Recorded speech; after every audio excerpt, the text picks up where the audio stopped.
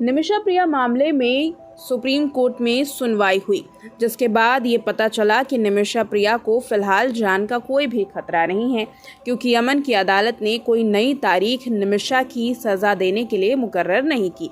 लेकिन इसका मतलब कतई नहीं है कि निमिषा यमन की जेल में सुरक्षित है। सवाल ये बनता है कि निमिषा प्रिया की वतन वापसी आखिर कब होगी। निमिषा प्रिया की वतन वापसी के लिए भारत सरकार और सेव निमिषा प्रिया इंटरनेशनल काउंसिल पूरी कोशिश कर रही है, जिसके बारे में सुप्रीम कोर्ट में आज पेश हुए वकील ने बताया। बता दें कि पेश हुए वकील की दलील के मुताबिक निमिषा प्रिया की जान बचाने के लिए अब भारत सरकार और काउंसिल को कुछ वक्त और भी मिल चुका है।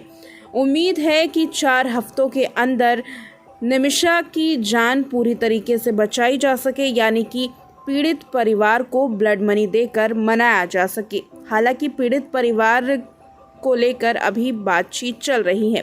पीड़ित परिवार ने ब्लड मनी स्वीकार करने से इनकार कर लिया है, लेकिन फिर भी सुप्रीम कोर्ट में ये बताया गया कि इस पूरे मामले में कोशिश की जा रही है।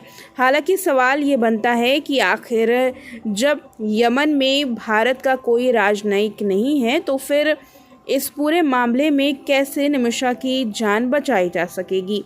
साल 2020 में यमन की अदालत ने सजाए मौत निमिषा को सुनाई थी, जिसके बाद ये मामला तूल पकड़ने लगा। 16 जुलाई साल 2025 को सज़ा दी जानी थी, लेकिन ऐन वक्त पर टाल दी गई। विदेश मंत्रालय ने अगस्त के शुरुआत में ये बताया कि इस मामले में समाधान तक पहुंचने का प्रयास किया जा रहा है और कुछ मित्र देशों की सरकार से भी संपर्क बनाया जा रहा है। पीटीआई भाषा की रिपोर्ट के मुताबिक ये भी पता चला कि यमन में भारत की कोई राजनयिक मौजूद नहीं है। भारत का कोई भी राजनयिक वहाँ पर मौजूद नहीं है, जिसकी वजह से निमिषा के मामले में डायरेक्ट यमन की सरकार से बात नहीं हो सकती।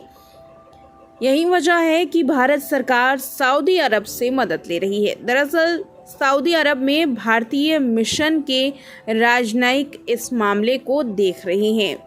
सऊदी अरब की तरफ से यमन की सरकार से बातचीत की जा सकती है। सऊदी अरब से भारतीय मिशन के राजनयिक इस मामले को देखकर निमिषा को बचाने की पूरी कोशिश में लगे हुए हैं, जिस वजह से अब उम्मीद सऊदी अरब में भारत के राजनयिकों पर टिकी हुई है कि वो कैसे यमन की सरकार से इस मामले में हस्तक्षेप की मांग करते हैं।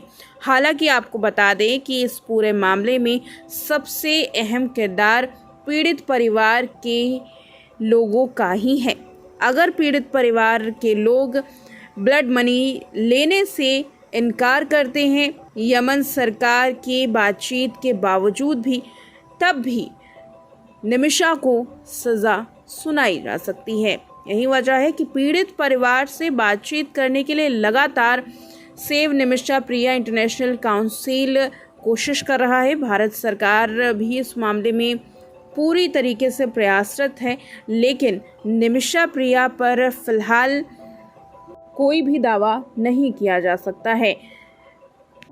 कुछ वक्त के लिए, कुछ दिन के लिए भले ही निमिषा प्रिया की सज़ा को स्थगित किया गया हो, लेकिन कब तारीख मुकर्रर की जाए यमन की कोर्ट के द्वारा, इसकी पुष्टि नहीं की जा सकती है। यमन की कोर्ट किसी भी वक्त निमिषा प्रिया के मामले में अगली तारीख मुकर्रर कर सकती है और कभी भी निमिषा को सज़ा दी जा सकती है।